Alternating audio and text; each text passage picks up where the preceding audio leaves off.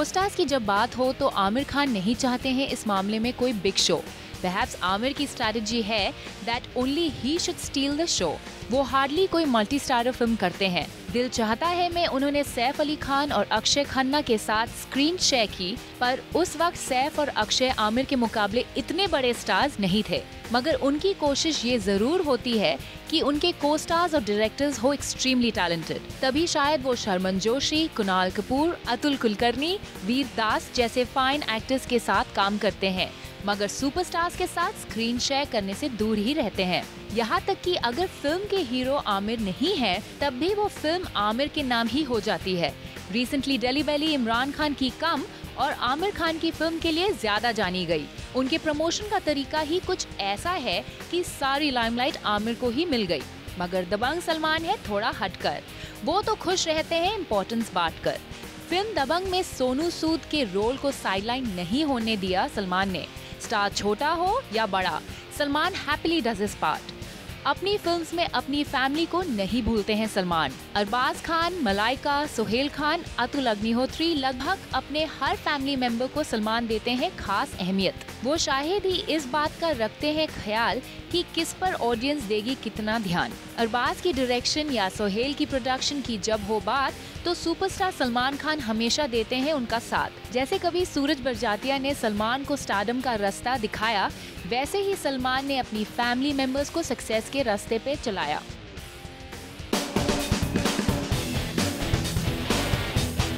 SRK is also very camp conscious. In fact, सबसे strong camp SRK का ही है। वो है अपने कैंप से इतने लॉयल कि he never works outside। Salman करते हैं अपनी फैमिली को प्रमोट, तो वही शाहरुख ने बना लिया है अपने फ्रेंड्स के कैंप्स को ही खुद की फैमिली। वैसे शाहरुख भी साथ देना जानते हैं अपने फ्रेंड्स का। खुद को प्रमोट करने के साथ वो अपने दोस्तों को भी रखते हैं याद। करण जौहर की फिल्म में किंग खान का होना तो ऑलमोस्ट तय रहता है। यश चोपड़ा की फिल्म्स के लिए भी शाहरुख रहते हैं रेडी। फाराह खान और SRK की फ्रेंडशिप थी काफी स्टेडी, और फाराह को एज अ डायरेक्टर एस्टैब्लिश करने में शाहरुख ने कोई कसर नहीं छोड़ी। काजोल जैसी फ्रेंड्स को तो शाहरुख आज भी क्रेडिट देने से नहीं चूकते हैं। वही अपने गुड फ्रेंड अर्जुन रामपाल को इम्पोर्टेंट रोल जरूर देते हैं। फ्रेंड्स हो या कोई और सुपरस्टार, किसी के साथ भी काम करते हैं वो। After all, it's not easy to take away the spotlight from King Khan. Heroines के मामले में आमिर खान रहते हैं होशियार। देखा जाए तो उनकी फीमेल लीड्स को फिल्म्स में कम ही हाईलाइट किया जाता है। मैक्सिमम फोकस आमिर की कैरेक्टर को दिया जाता है। फिर चाहे आसिन हो या 3 इडियट्स में करीना कपूर, जिन्हें चश्मा पहनवाकर ग्लैमरस लुक से रखा गया था दूर। लगान जैसी बड़ी हिट में आमिर के ऑपोजिट थी ग्रेसी सिंह, जिन्हें लोग भूल भी गए हैं। अपनी हीरोइंस को प्रमोट करने से आमिर दूर ही रहते हैं। आखिर पूरी इम्पोर्टेंस तो वो खुद को ही देते हैं। लेकिन बीटान हंग, सल्लू तो न्यू फेसेस लॉन्च करने के साथ उन्हें जमकर प्रमोट भी करते हैं।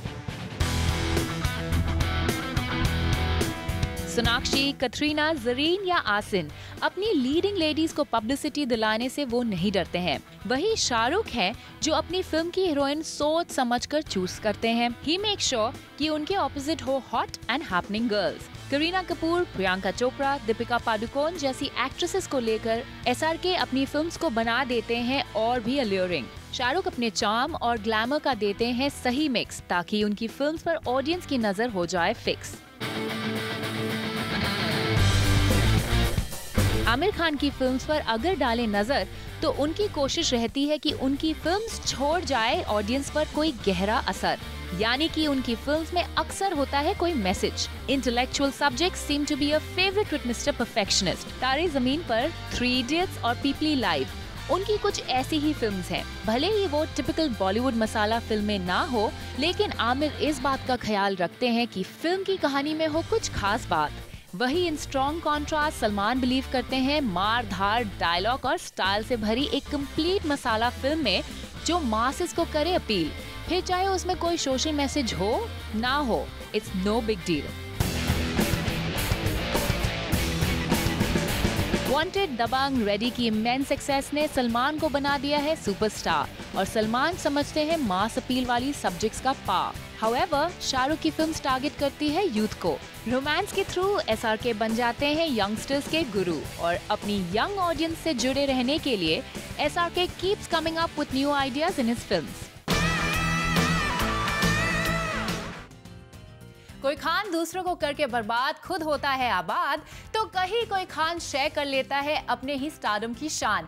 Which Khan is better than the other two Khans? Let's find out in Party Shati with Page 3 and B-Town expert Simi Chandok. Hi Simi, welcome to the show. Hi. So amongst Shah Rukh, Aamir and Salman, which of these three treat their heroines better? It's a very interesting question, Shunal. अगर हम देखते हैं तो I think probably Shah Rukh is very balanced. He's very kind to his heroines. He shares the limelight. And वो जब भी कोई award जीतते हैं, कहीं पे भी उन्हें कोई recognition मिलती है, तो हमेशा वो काजोल का role acknowledge करते हैं. He always is very gracious about it. All his heroines actually, he's kind of nice to them. But more so, especially Kajol, he will always say कि this wouldn't have been possible without her. So he does acknowledge कि उनकी heroines का एक contribution है उनकी movie में, उनके stardom में. At every point. Similarly, if you look at Salman Khan, he's a total दिल फेक आदमी जिसको कहते हैं. सलमान अपनी हीरोइंस को मेंटर्स की तरह उनका पूरा करियर गाइडेंस वगैरह सब कुछ देते हैं. सलमान एकदम परफेक्ट मेंटोर बन जाते हैं. वो ज़्यादा ही गॉडफादर हैं. I think to so many girls की मुझे लगता है उन्हें एक पूरा आश्रम खोल लेना चाहिए. उनके पास इतनी सारी डॉटर्स हो चुकी हैं अभी, playing godfather to so many young girls. And he is really nice. He continues to promote them. He recommends them for other movies. He makes other people sign movies with them. So he's probably the most wonderful of the lot. And what about Aamir? I think Aamir has a very different strategy. I don't know if it's planned or it's just by sheer coincidence. But अगर आप देखते हैं तो अपनी heroines को कभी ज़्यादा glamorize नहीं करते हैं.